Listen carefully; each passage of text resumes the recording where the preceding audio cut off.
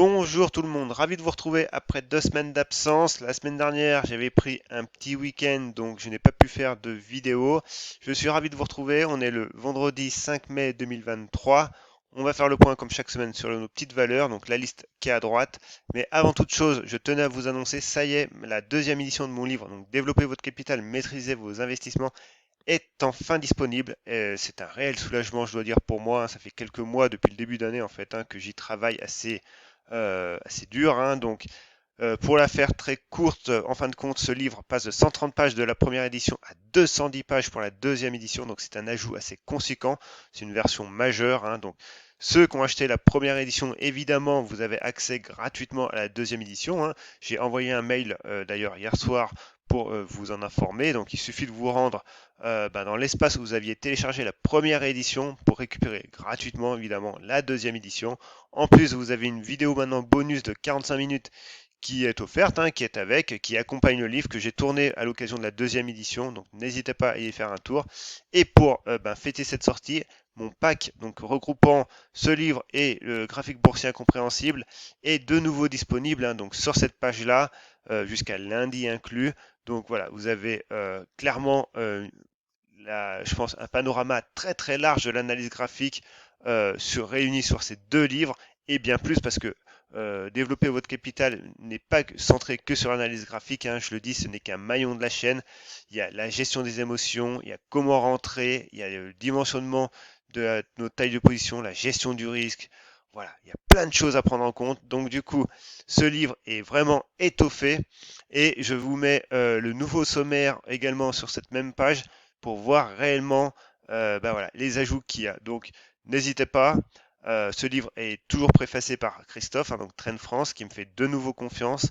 Donc voilà, n'hésitez pas. Le pack est disponible jusqu'à lundi et je le laisse pas en continu. Voilà, je le fais par petites touches de temps en temps. Donc voilà, c'est l'occasion.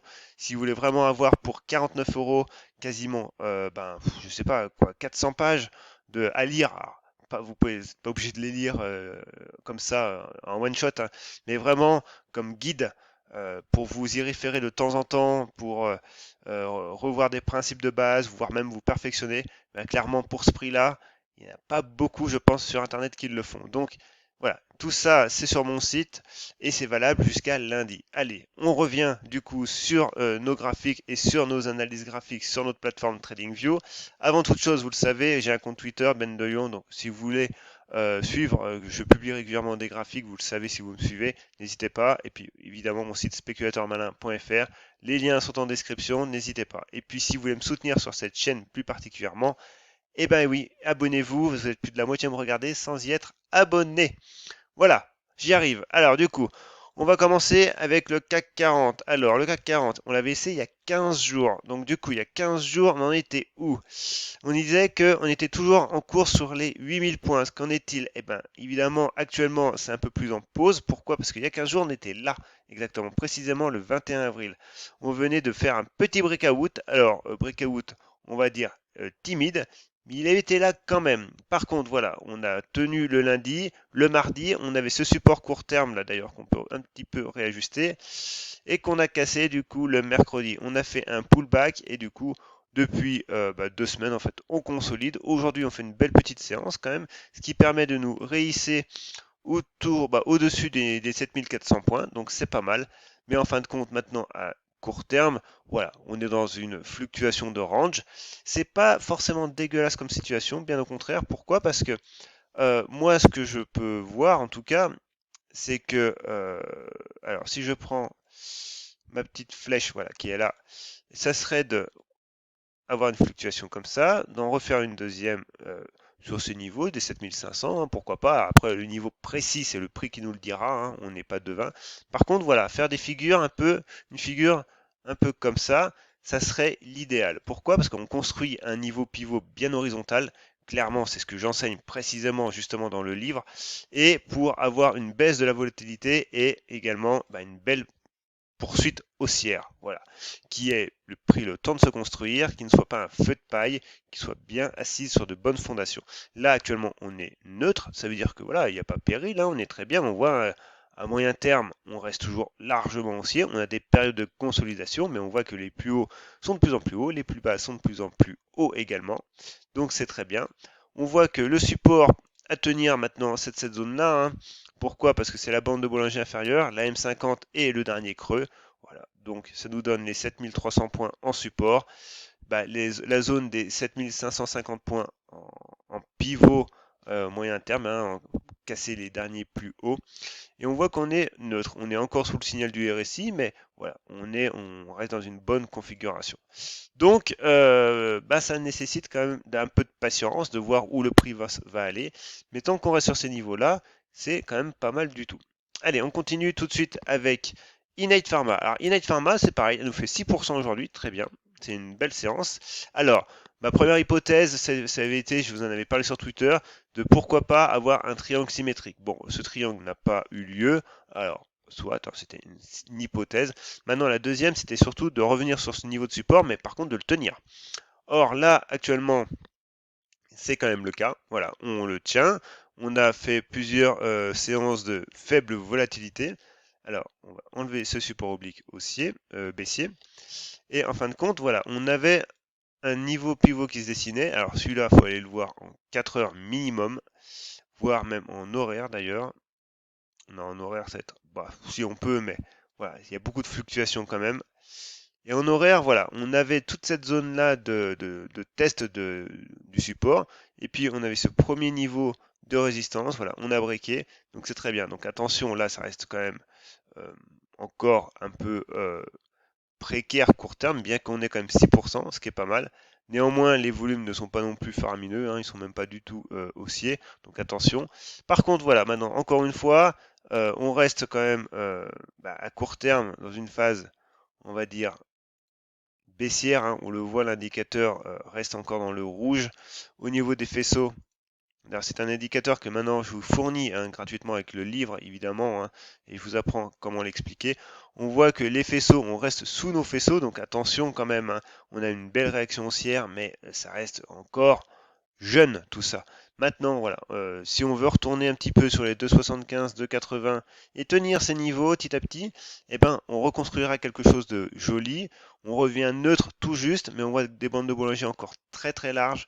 Donc il en faudra au minimum encore tout le mois de mai pour construire de nouveau quelque chose, sachant qu'actuellement, à moyen terme, on reste quand même dans un range entre les 3,15 et les 2,50. On le voit, hein, on a plusieurs tests sur les 3,15, plusieurs tests des 2,50 maintenant.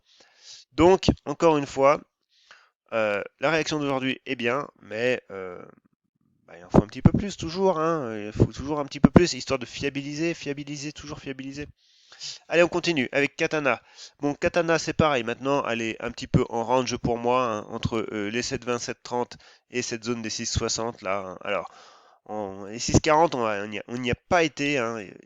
Ça en est fallu de peu, mais on n'y a pas été. Mais voilà, on est vraiment dans un range. On a comblé ce petit gap. On a été comblé quasiment ce deuxième gap là sur les 7,25. Alors, on a cette résistance oblique baissière. Alors, attention, avec deux points d'appui sur des mèches, donc voilà, à prendre avec des pincettes. Mais c'est surtout ce niveau, cette résistance oblique baissière moyen terme, avec ce niveau des 7,20, 7,30, ce que j'expliquais sur Twitter, qui est pour moi un niveau pivot quand même un peu plus moyen terme. Tant qu'on reste sous les 7,20, en fait, il n'y a pas beaucoup de changements en fait depuis 15 jours, hein. On oscille, voilà, mais il ne se passe pas grand-chose. Alors, tout dépend de votre horizon évidemment de placement. Moi, je suis sur du journalier, hein, voire de l'hebdomadaire. Donc évidemment, pour moi, il n'y a pas grand-chose. Maintenant, quelqu'un qui est sur de l'horaire, évidemment, on a des beaux mouvements haussiers entre les 6,60 et les 7,20. Tout dépend de votre horizon de placement, tout dépend comment vous souhaitez investir, le temps que vous voulez y passer, évidemment, hein. Moi, j'ai une activité professionnelle à côté, donc je ne peux pas y passer toutes mes journées, bien au contraire. Donc, voilà, il faut que j'ai du temps de réaction, hein, ni plus ni moins. Donc voilà, mon analyse, moi, est basée sur du journalier. Allez, on continue pour Nikon. Nikon, c'est pareil. Nikon, belle progression, hein, à très court terme. On est revenu sur les 2,50, on a breaké. Là maintenant, on est en mode throwback sur les 2,50, donc ancienne zone de résistance, ancienne zone de breakout. Pour l'instant, on fait une mèche basse, ça prouve qu'il y a du monde quand même sur ces niveaux-là. Alors, on va se mettre en support. Voilà.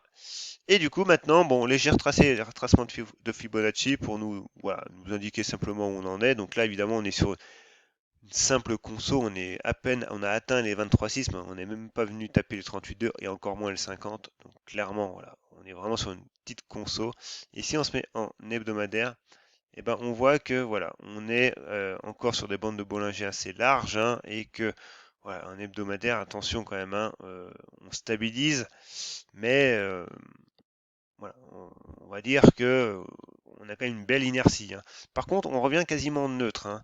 Donc c'est bien. Alors maintenant, si les 2,50 veulent tenir, bah, le prochain niveau serait les 3 euros, hein, 2,90, 3 euros. Voilà. Et après, bah, encore une fois, l'enjeu, ça serait de construire une figure.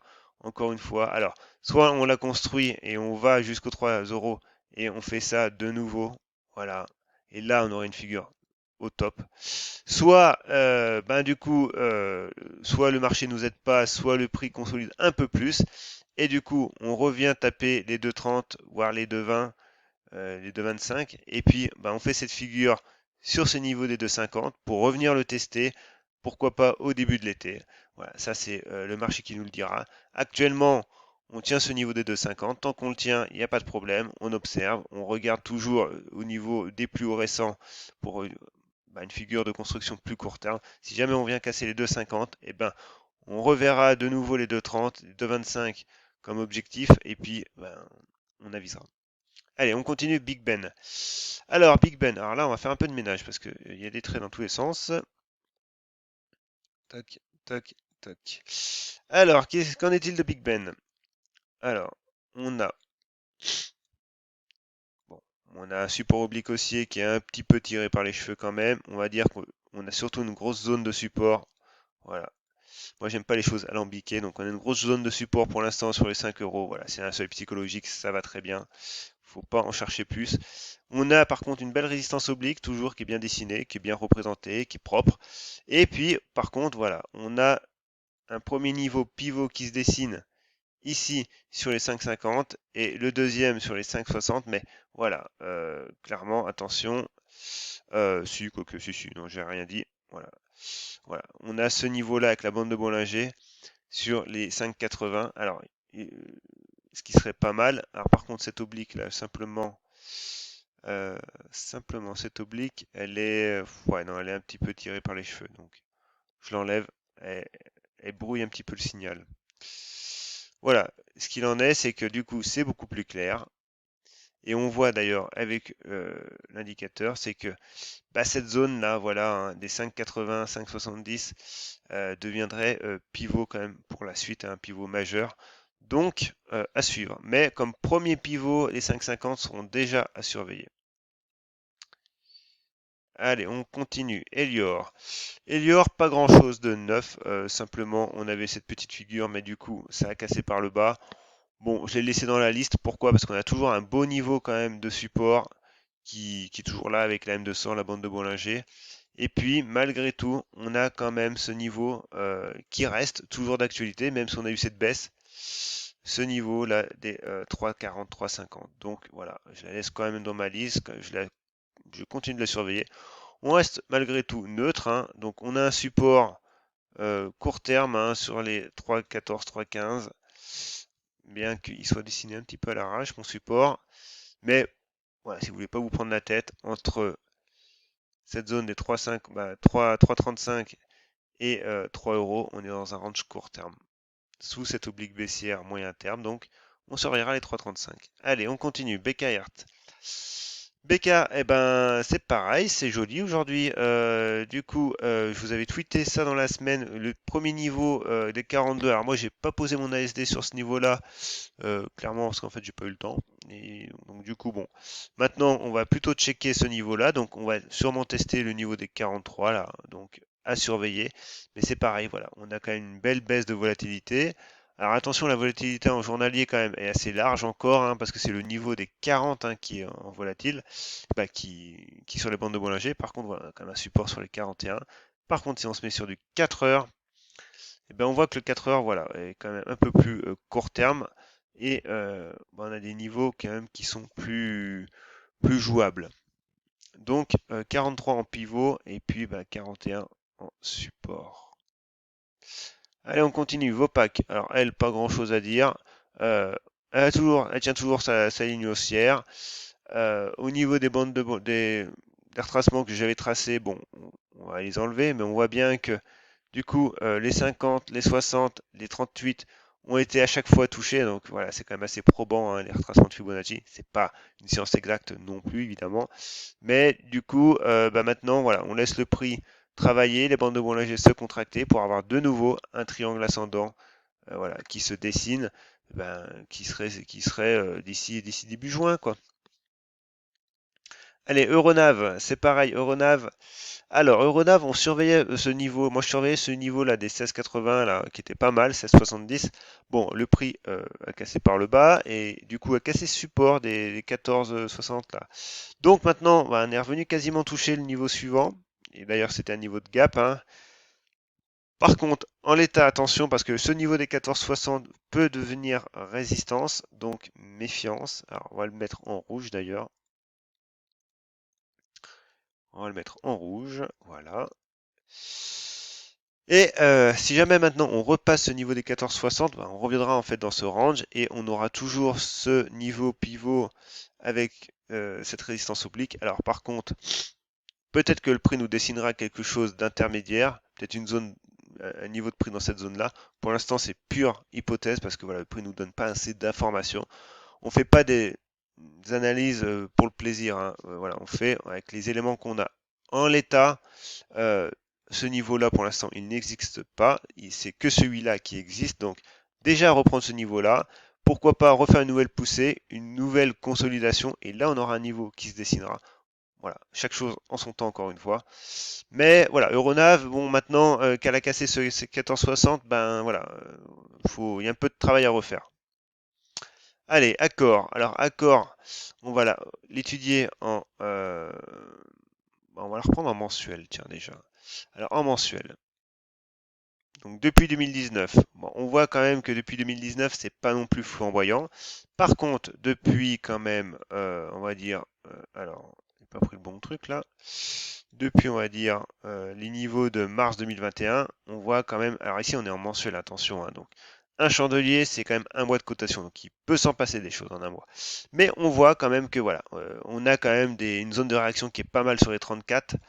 Pareil, ici, on a un support solide sur les 20 euros, 21 euros.